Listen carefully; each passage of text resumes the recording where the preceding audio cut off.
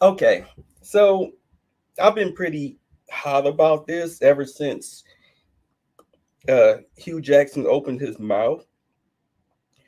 And as a long time, 50 years, I'm 50 years old. I grew up in Cleveland, hardcore Browns fan. I don't know why, but then again, I do know why. Because when I was growing up, the Browns were a damn good team.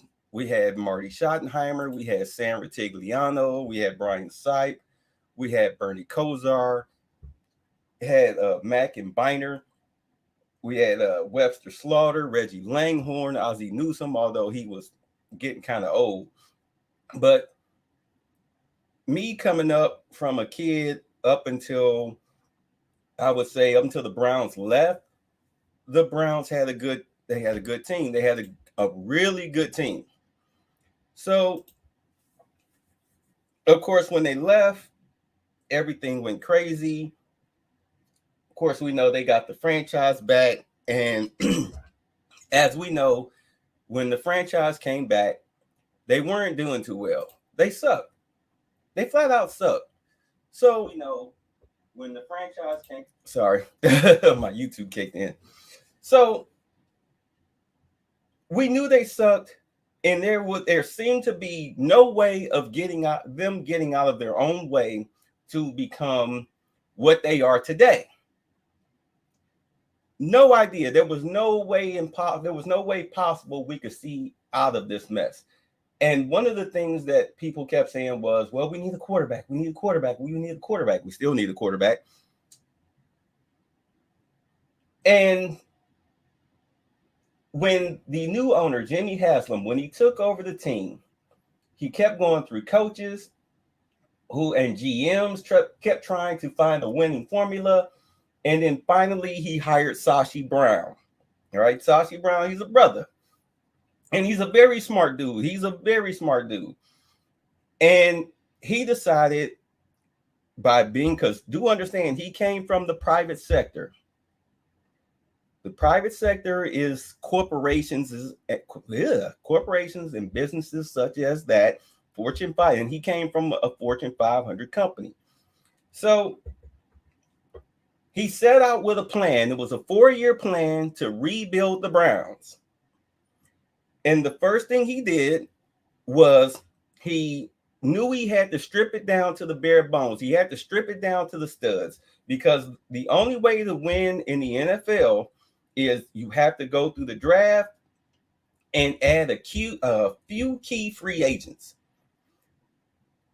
mostly veteran players. If you're going to go free agents, you need to get guys who know how to play in certain positions, and you need to have a bunch of young players who has talent, who are coachable, and that way you can build your way up to who you are. Now, there's this guy on Reddit. His name is Rumblehoff, and he wrote this 4 years ago. All right. Do understand that Sashi Brown and Hue Jackson came to the Browns in 2016. So after the first couple of years, even though we knew from the very beginning, for the first couple of years, the Browns were horrible. And we knew why. In fact, when Sashi Brown, before the season even began, we knew what was up. We knew that because Sashi Brown said it. He's like, hey, we have to start over fresh. It was not a secret that he was trading away a lot of talent. All right. He was trading away a lot of talent that was useless and overpriced, aging, and everything. So I'm looking at the Browns roster changes back in 2016. All right. They got rid of, now keep in mind, these are notable Browns at that time before the season began. He got rid of Travis Benjamin, who was not a starter.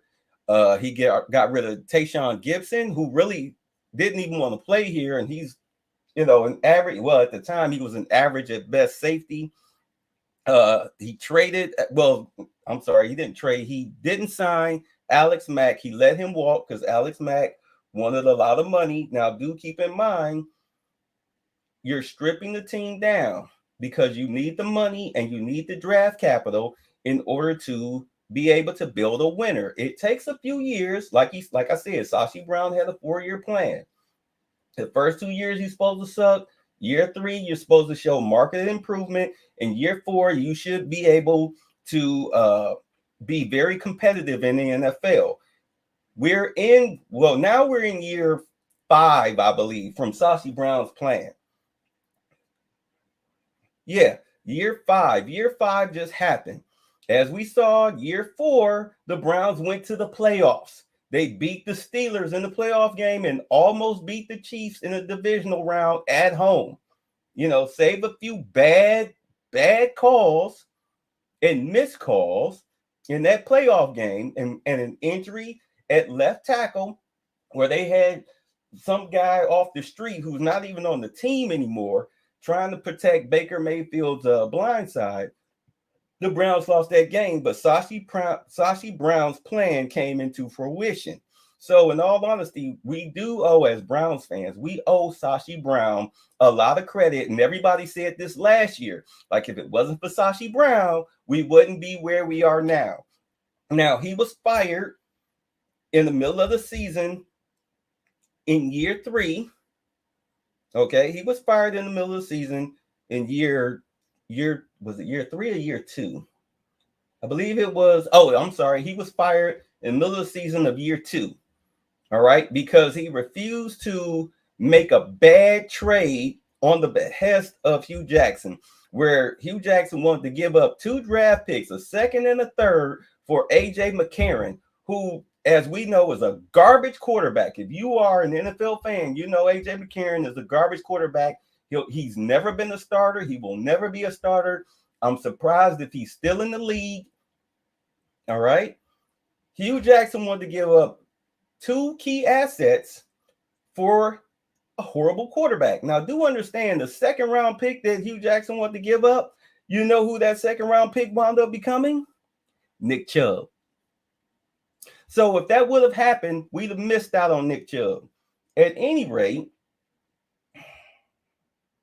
let me breathe because I am hot. I cannot believe the audacity, the sheer audacity of this man.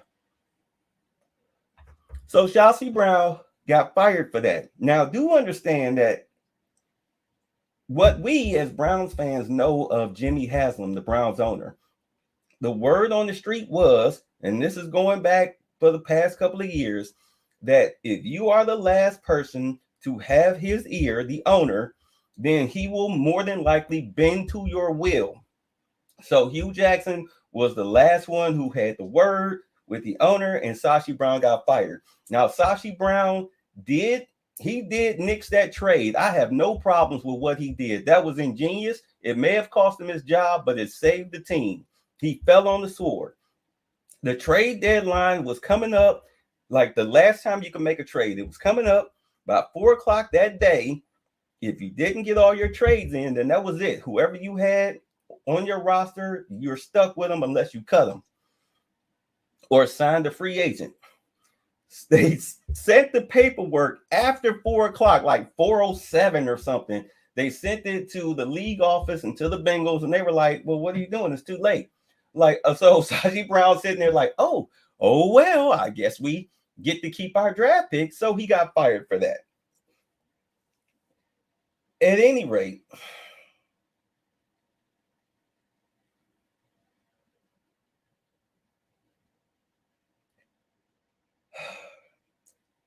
Hue Jackson, let me take it back to Sashi Brown.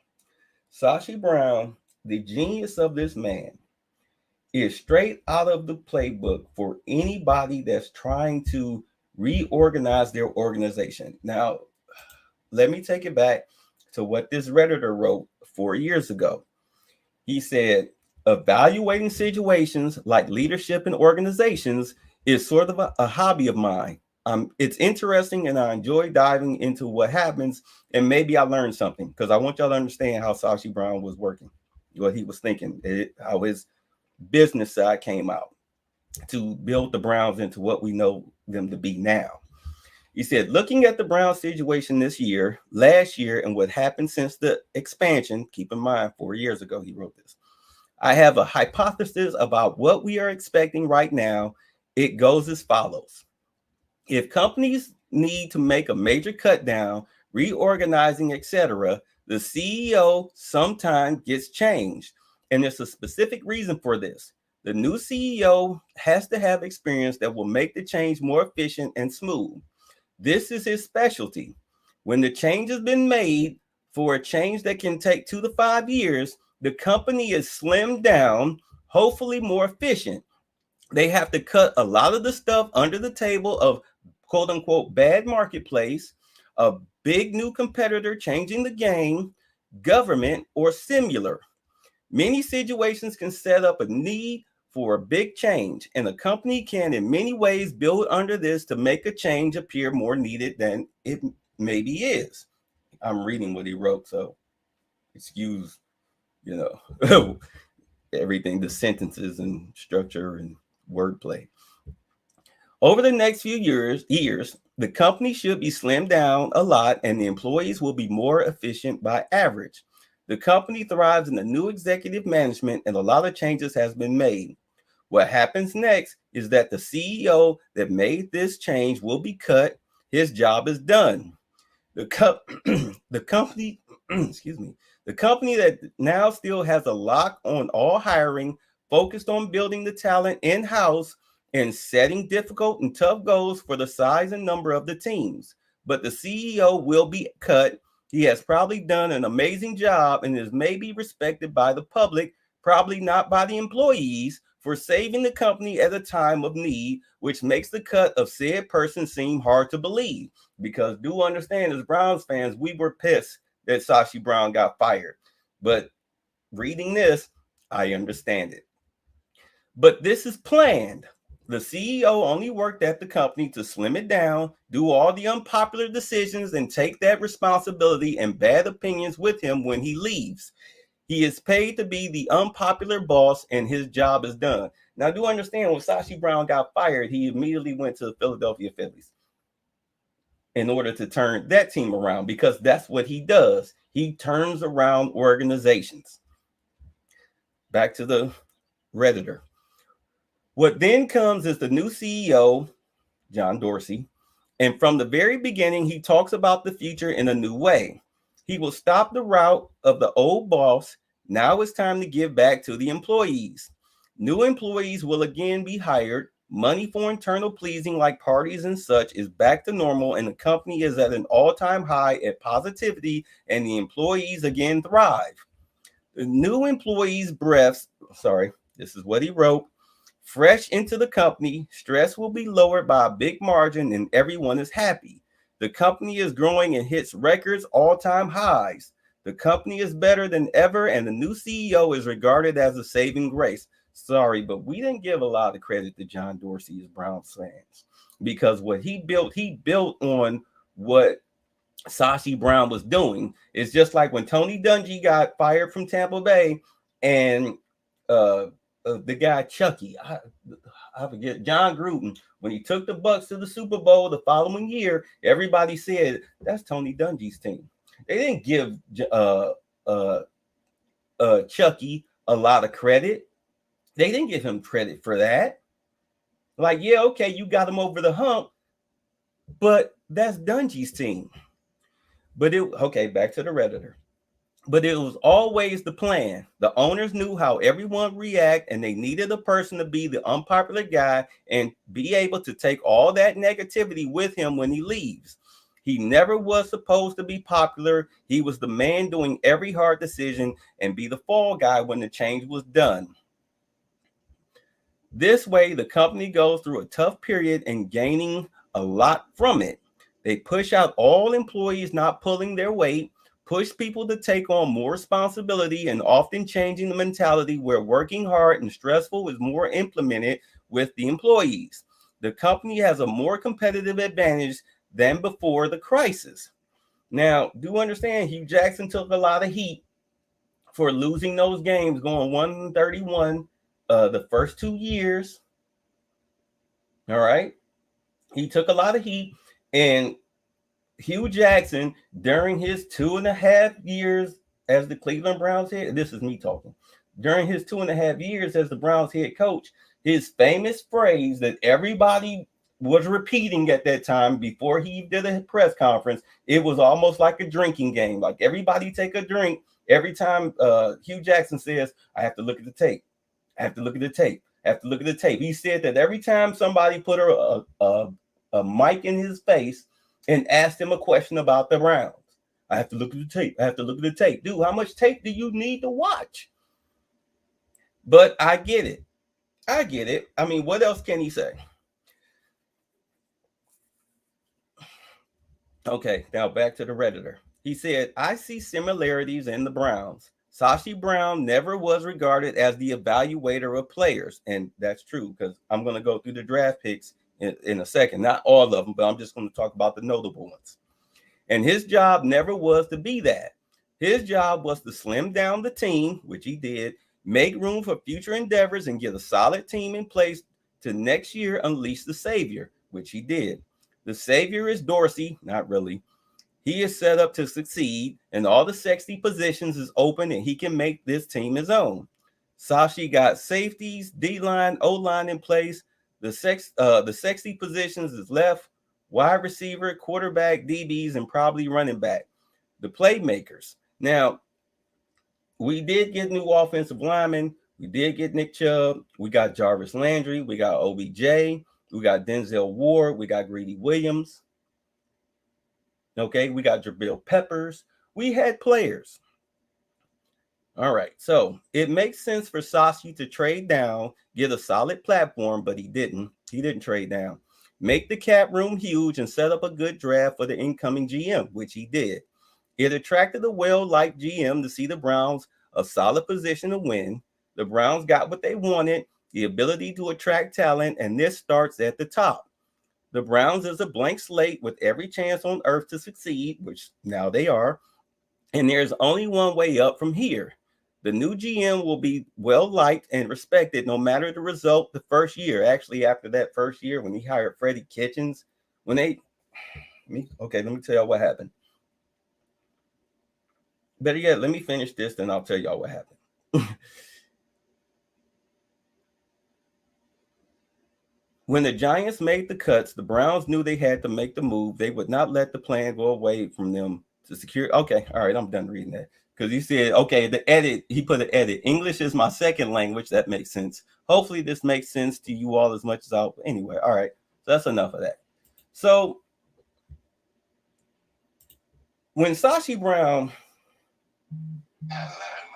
when he cut all of the crappy players, all right, this is who he got rid of. He got rid of Travis Benjamin.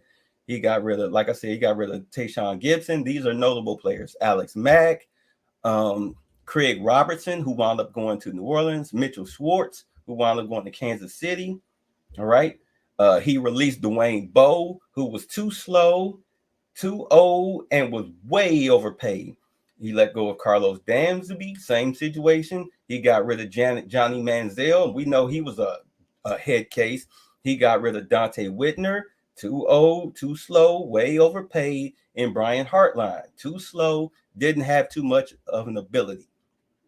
All right. So we knew right off rip that this team was being stripped down to the studs. That phrase, stripped down to the studs, regarding the Browns, that was something that all of us fans were talking about early on in the year, because when they rolled out that team to start the 2016 season, there was no way in hell we thought that that team was going to win a game. Matter of fact, Brian Billick, the Ravens' former head coach, he was doing a TV analyst. He was a TV analyst at that time. It was his first couple of years. He said, I would be surprised if the Browns even won a game. Of course, they only went 1-15 that year. They barely won the one game late in the season, I think late in December, because the Chargers missed a game-winning field goal with no time on the clock. All right. So they almost went 0-16 that year. And I mean, it was like, well, can we at least win one? And we finally got one. People were cool. I mean, they were horrible. They were horribly mortified by the record, because the Browns had never been that bad. I mean, we were used to 4-11, 4-12, 5-11, maybe 6-10. You can't rebuild a team with a record like that. You will forever be lost in mediocrity. You'll be lucky if you can get a frontline player with that. My boy, thanks for watching. He was like, Hue Jackson is not a liar. He is a categorical liar. They are not the same. Okay, comparing apples to apples.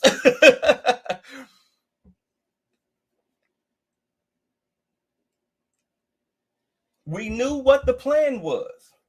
To bottom line it, us as Browns fans in 2016, Kasashi Brown laid it out. If you know how to speak, if you know corporate speak, you knew what the plan was. Like, hey, look, we have to lower our salary cap, we have to increase our draft capital, and just build from there. And that's exactly what we were seeing. And as frustrating as it was to watch those games, we knew that there was a future for this team. All right. We knew there was a future for this team. And in 2016, what he did when he drafted Corey Coleman, who I don't think he's in the league, Emmanuel Ogbah, who now plays with Miami, Carl Nassib, who's now with the Raiders, Joe Schobert, who's now with the Steelers. Let's see here.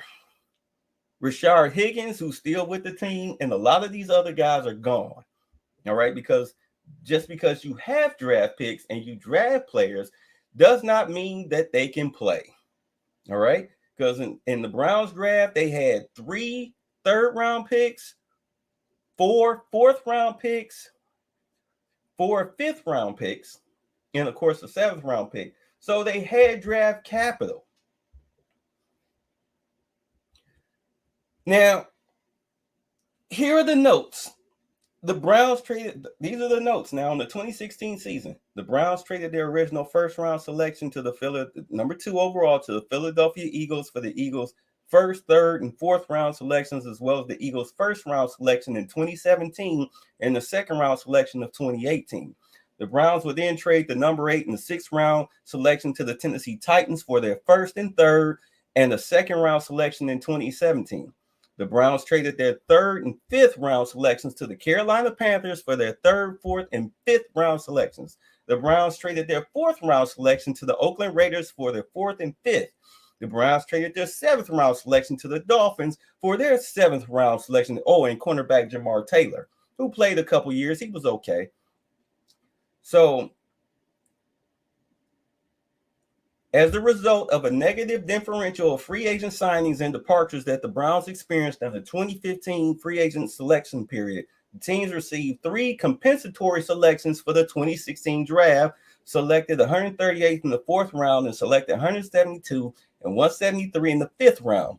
Free agent transactions that occur after May 12, 2015 did not impact the team's formula for determining compensatory picks for the 2016 draft. Now, if you want to know what happened with those draft picks, I'm going to tell you the beauty of it. This was the beauty of the plan. In 2017, the Browns got, with those picks, those trades that they made, those cuts that they made, all right, you got Jabril Peppers, who never should have been traded to the Giants. You got David Njoku, and you got Deshaun Kaiser, who Hue Jackson ruined, straight up ruined him by starting him as a rookie on a bad team with no talent. You don't do that to a rookie quarterback. That's what happened to David Carr's brother. All right. This is what happened to the first Carr that went to the Texans, the expansion team. You started him as a rookie, and he just became trash when he had so much promise. Let's see, who else? You got Zane Gonzalez, who I think he's now kicking in Arizona. And then in 2018, all right, because they made some more trades in after the 2017 season. You wound up getting Denzel Ward. You got Nick Chubb, all right, Austin Corbett, who wound up going to Detroit, and Jannard Avery, who was flourishing in Philadelphia because John Dorsey traded him. All right, and also with those picks going into the 2019 season, They traded those first-round picks, 2 first-round picks that the Browns had. They traded them away for Olivier Vernon and OBJ. And one of those picks the Giants used for Jabril Peppers, made for Saquon Barkley. All right. As we know, Olivier Vernon no longer with the team, and neither is OBJ. We saw what happened there. He also traded one of those 4th-round picks for Jarvis Landry, and he traded a couple of 5th-round picks for Wyatt Teller and hey, let me turn this light on. I'm trying to use sunlight. That's bad of me. And Austin Cooper, I believe, who was the kicker. At any rate,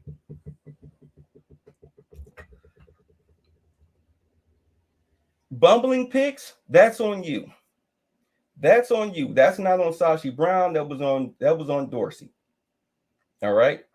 Now, so the Browns, they had all of the draft capital ready to go. They had a whole bunch of salary cap room. They was ready to go. We knew that the Browns were tanking in 2016 and 2017. We knew that as Browns fans. We knew that right off rip. What's going on, y'all? So when Hue Jackson sits up there on SportsCenter and says that when they told him, when they hired him, or before they hired him, like, hey, look, this is the plan. We're going to strip this team down and we're going to build a winner. They signed him to a 4-year contract, and as he said, they even gave him an extension. They gave him an extension after the 2017 season because they knew they were on their way. And they was like, you know what? You're hanging in there. We're going to reward you. Here, quietly extended his contract and then started adding talent to the roster. Do understand, out of that, you got who came with that? In this 2017 season with the draft, you got Myles Garrett. Like I said, you got Myles Garrett, you got Jabril Peppers, which of course was added to from a trade, and David Njoku. You got Larry Ogunjobi. Okay, you got Caleb Brantley, who really couldn't play that well, and Zane Gonzalez, the kicker, who they wound up cutting. And then in 2018, with the picks that he got from that, like I said, they wound up getting Baker Mayfield, Denzel Ward, Austin Corbett, Nick Chubb, Chad Thomas, who's no longer in the league, I believe, Antonio Callaway, who's no longer in the league, but that's because of Antonio Callaway. He's a knucklehead. This dude got caught in Cleveland with a gun clip and weed. You know, you're a rookie. You're supposed to know better than this. That dude had blazing speed, but his hands was a little iffy. You Jannard Avery, you already know he's already in Philadelphia, and Damian Ratley, okay, and Simeon Thomas, who never made the team. But the point of the matter is that you were setting a foundation. You hit on your high picks. All right, you hit on your high picks. Wow, did they? Oh, okay. I was like, wow, did they cut him? No. So based on that, you could see that the Browns were starting to make progress. Hue Jackson had to fall on the sword, and after year 2, when they went 0-16, he started passing the buck, just like Baker Mayfield. He didn't want to accept responsibility for what was going on. He started throwing players, coaches, and the front office up under the bus because he felt that his reputation was taking a hit. And I get that. But if you already know what the plan is, you're supposed to grit your teeth and bear it. You're supposed to bear it. You're supposed to take that, not get it as a competitor, whether you are a coach or a player or an organization. You hate to lose. But Hue Jackson was thinking small picture, whereas Sashi Brown and the owner, Jimmy Haslam, was looking at the big picture. And as you can see, the big picture is paying off. So when he was told, that, hey, look, this team is not going to be very competitive the first couple of years, but by year 3 and year 4, we expect to see progress. For him to sit there and say, I didn't know what the plan was. They wrote it in the contract, but I didn't understand what they were saying. Bruh, have several seats. I'm trying not to curse. You can have several seats talking that garbage on SportsCenter. You knew as a coach that this team was not going to be competitive. You had little to no talent.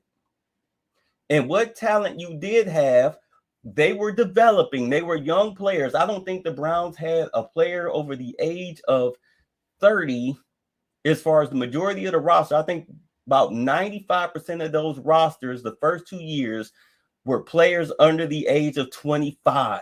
You did not have players over, you had maybe Joe Thomas and Joe Patonio. All right, the 2 offensive linemen, the left guard and the left tackle.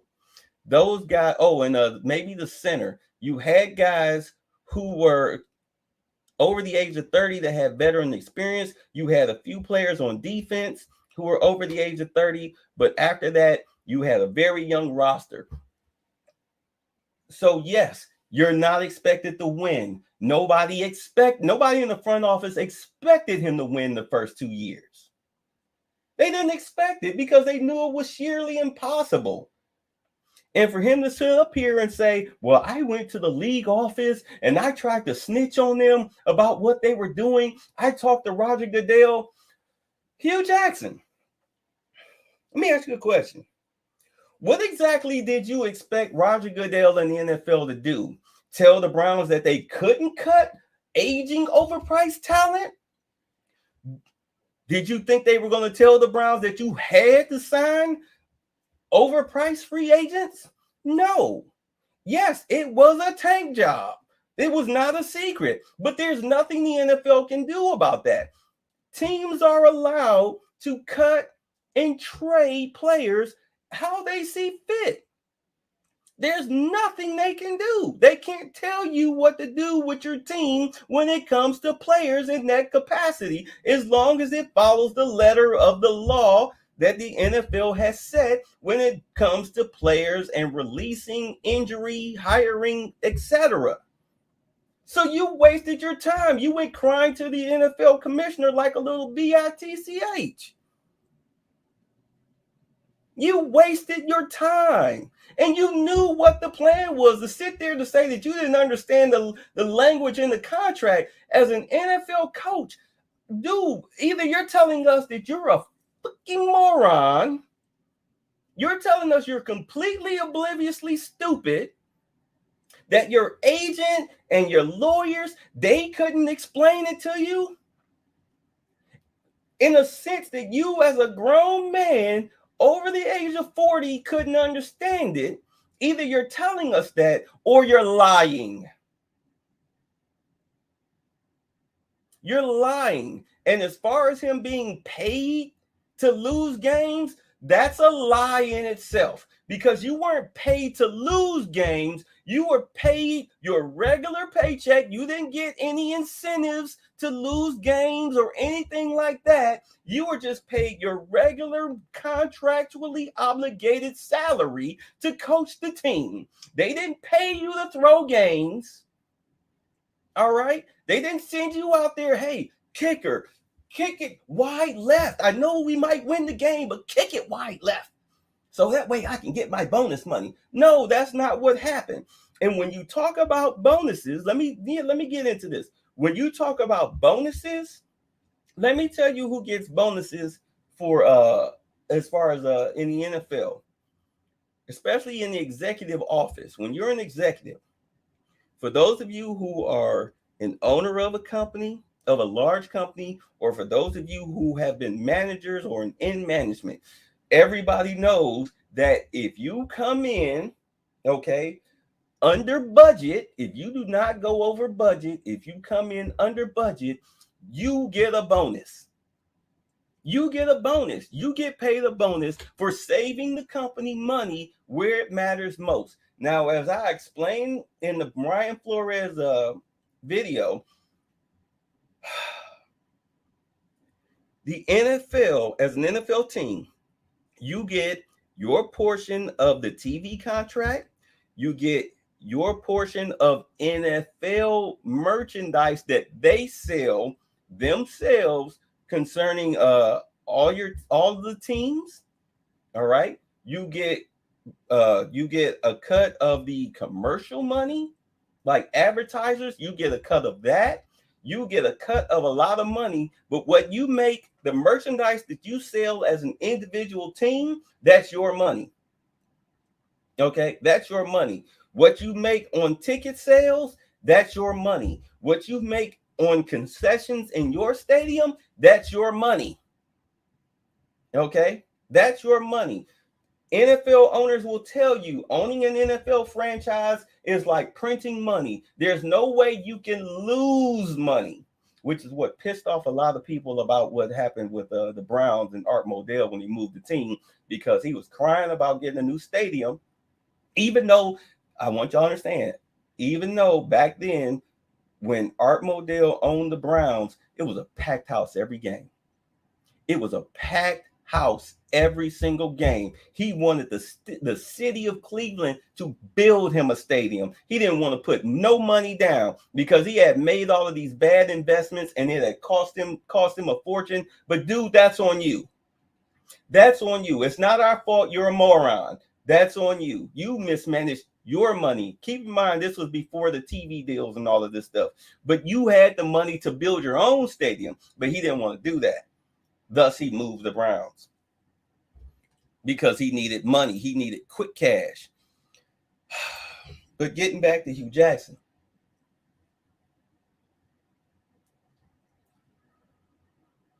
Sorry, I had to take a hit off my vape. But getting back to Hue Jackson and his claims.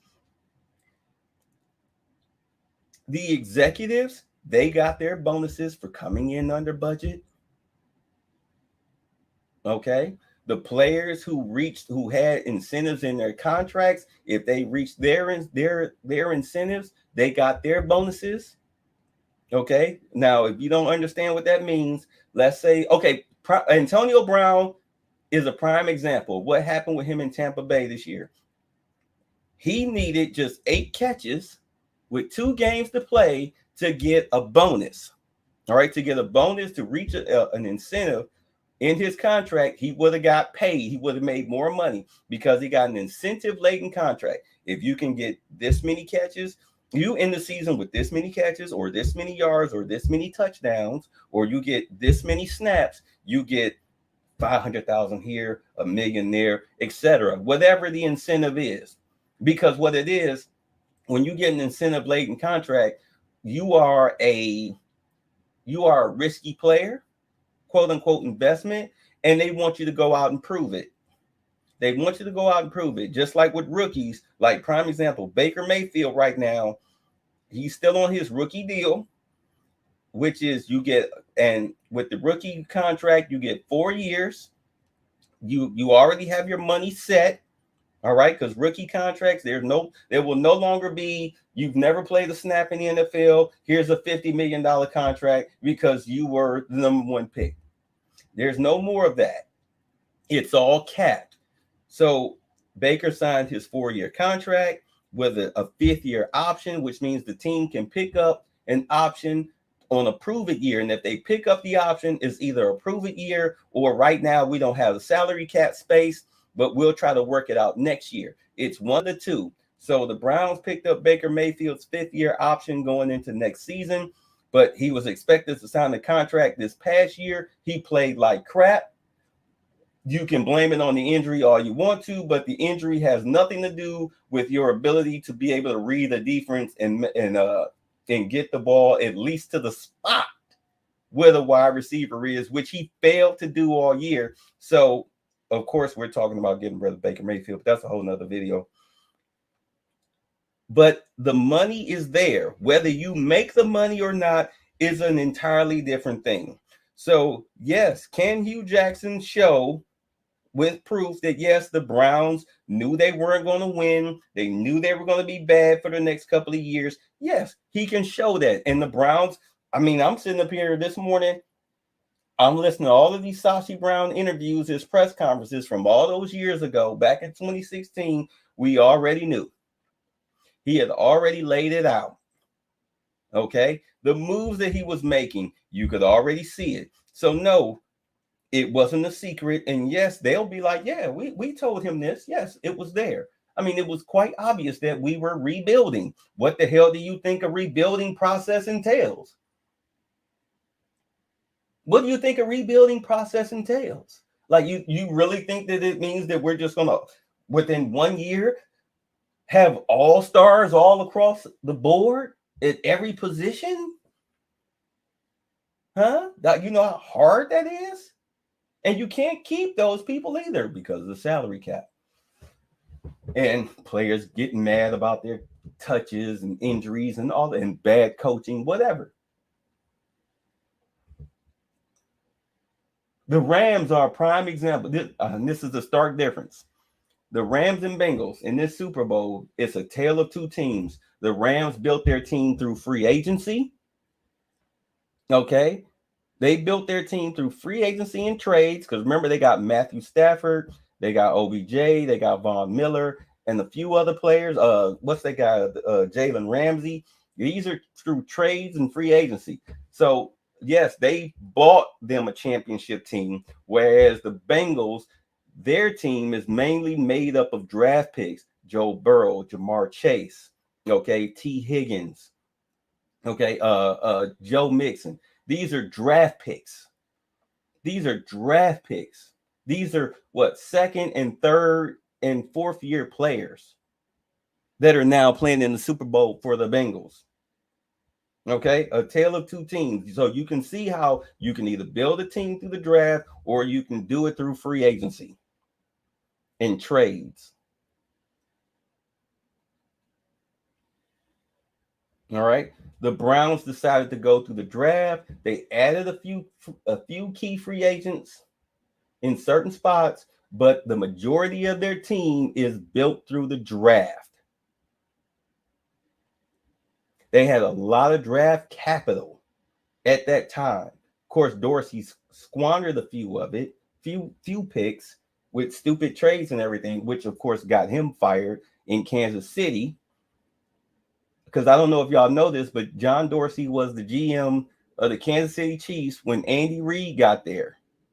All right. When they drafted Patrick Mahomes, he was there, but he got fired because the Chiefs didn't have any salary cap room. Their offensive line last offseason, before the season began, took a big hit. They lost both of their tackles and a few other key players because they didn't have the money to keep them. That was John Dorsey's fault. He came here to Cleveland, replacing Sashi Brown, of course, as you know, OBJ and whatnot, Olivier Vernon, a few of those, and Jarvis Landry. We can't keep Jarvis Landry come next year. He's due $15 million, and he's not even a number one wide receiver. So he's going to be gone. All right. He drafted Baker Mayfield. He's going to be gone. All right. So there's that. But with Hue Jackson, it had his firing, which I know what y'all really want to know about. When Hue Jackson got fired, I want y'all to understand something. Hue Jackson, that year, before that season began, okay, before the 2018 season began, they hired Todd Haley, the offensive coordinator from Pittsburgh, who was also, he used to be the head coach in Kansas City. He got fired from Kansas City because he couldn't get along with the people in the front office. He rubbed people the wrong way. He went to Pittsburgh. Him and Ben Roethlisberger did not get along.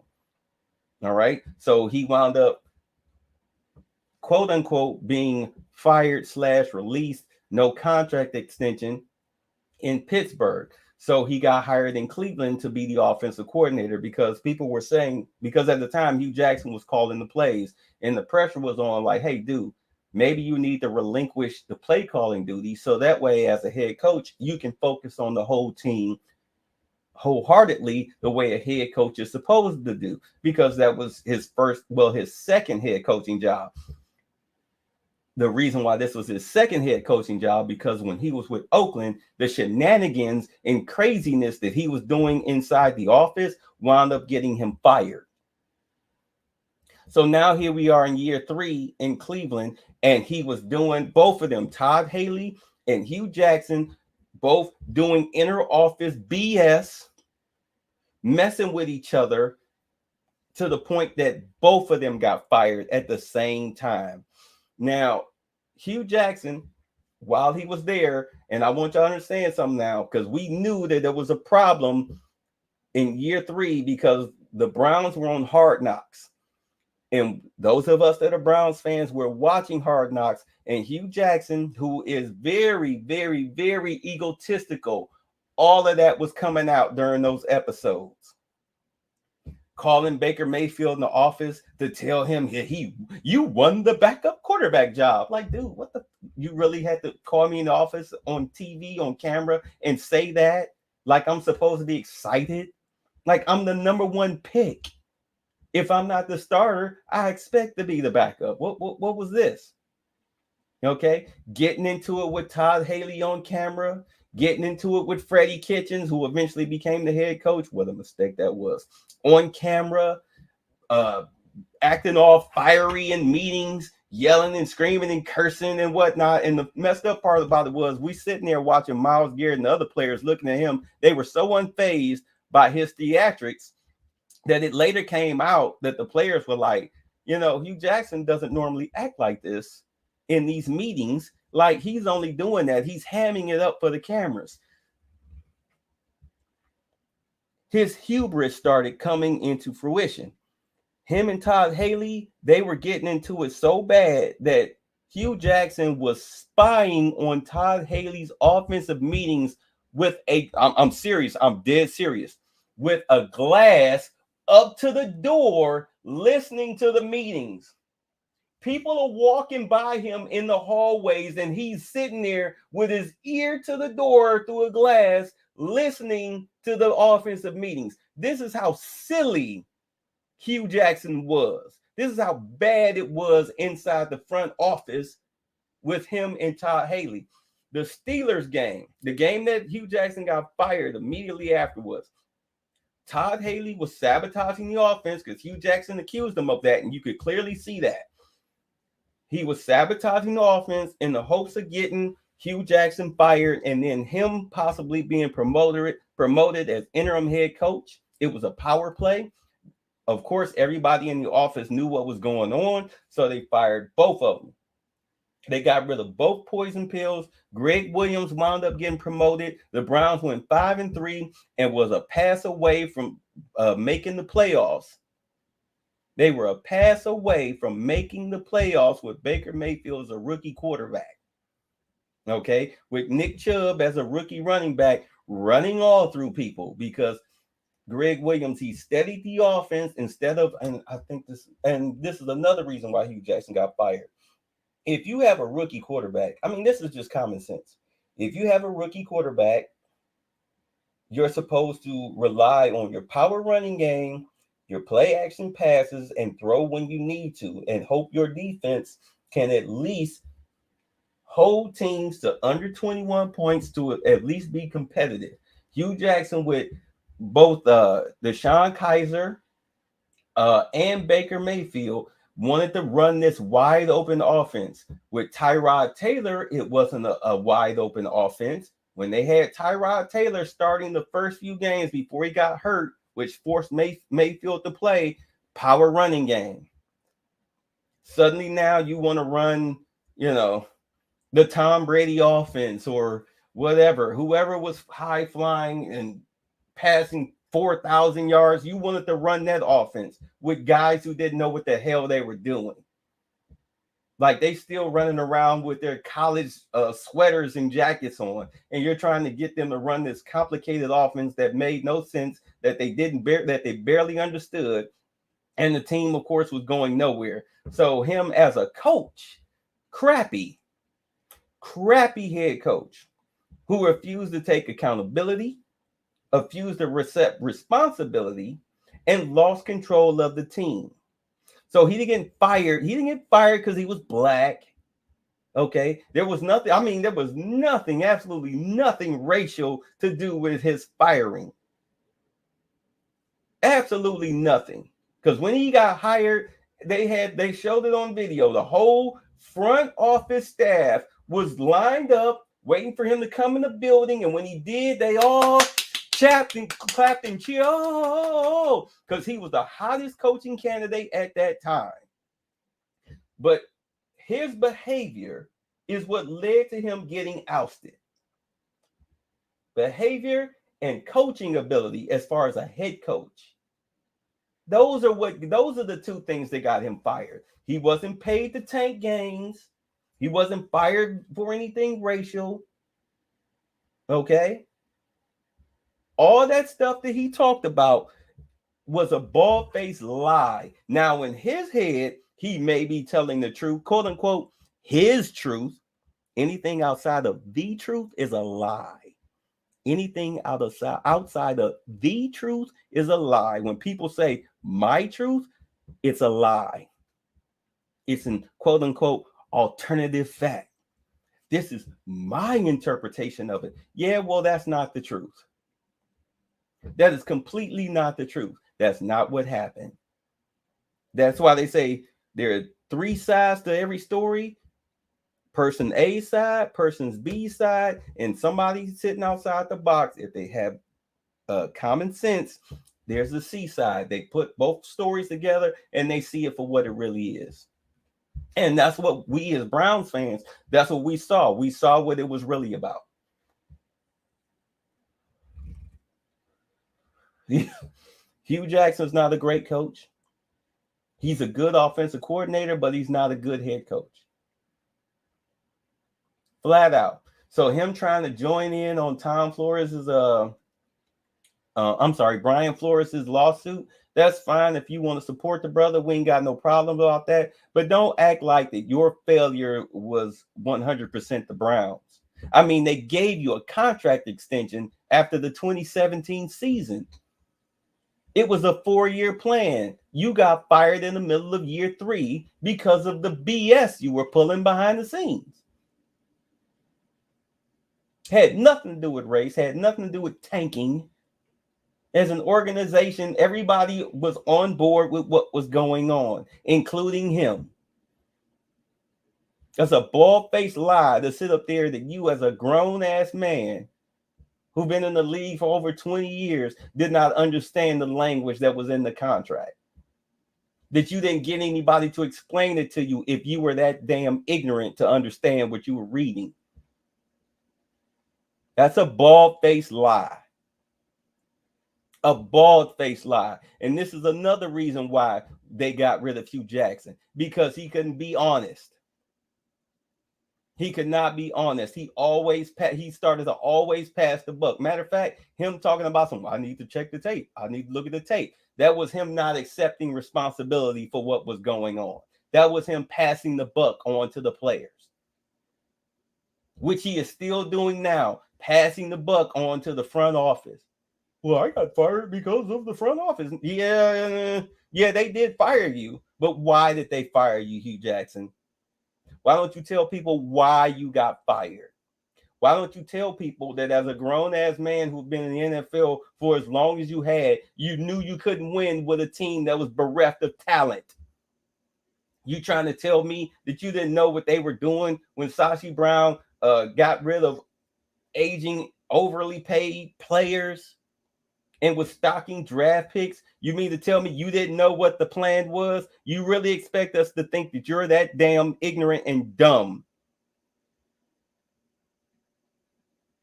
So no, I don't buy Hue Jackson's little song and dance. It infuriated me the second that I heard him running his mouth. Before I even heard his interview, I was already pissed because I knew it was going to be some BS, and that's exactly what it is. I stand behind Brian Flores. I do not stand behind Hue Jackson. I just don't. And again, it has nothing to do with race when it comes to Hue Jackson. It comes to his own personal failures. All right. Yeah, thank you. Ron Kraftwerk said Hue was a disgrace to the community. Well, I wouldn't go that far, but he is a disgrace to the NFL. And Chef T said, yup, he was horrible. Thank you. We all sat there and watched that. What's going on, Dante? He was horrible. What's up, she? He was horrible. He got what he deserved. He got exactly what he deserved. Ousted. Ousted. Ousted. Stay yourself over there in college. Do what you do. And as far as Brian Flores, if a team decides to buck the system, because I mean, let's face it, his career as an NFL head coach should be over. That's traditionally what would happen when you blow the whistle like this. But if a team takes a chance on him, hey, you're going to get you a damn good head coach. But if they don't, if I was him, I would go to the college ranks, because I do believe that he will put together a winning team in the college ranks. They may not make it to any bowl championships as far as like the Final Four, but at least the team will be competitive. I'll give him that. All he needs is a quarterback. So all he needs is a quarterback, just like with a lot of teams, you know, be it college, high school, or pro, you just need a quarterback. So that's all I got to say about that. We knew what the plan was. The moment Sashi Brown started cutting players and getting draft picks. Matter of fact, you definitely knew what this is when you definitely knew what the plan was. Remember Brock Osweiler? He was supposed to have been the Texan starter. He was the Texan starter, okay, before they got Deshaun Watson. The Browns, they picked up Brock Osweiler, and then they traded him for draft picks. They picked him up, signed him to a contract, traded him for draft picks. Traded him for draft picks. He didn't, I think he stayed in Cleveland long enough to drink a cup of coffee. I don't even think he suited up for a game. And keep in mind, this was preseason when all of this happened. They signed him in the offseason, traded him in the preseason before he could even play. You trying to tell me you didn't know that the Browns were, quote unquote, tanking in order to build for the future? Is that what you're telling me? Man, get the... All right, y'all. Let me get out of here. Let me get out of here before this man make me lose my marbles. Peace.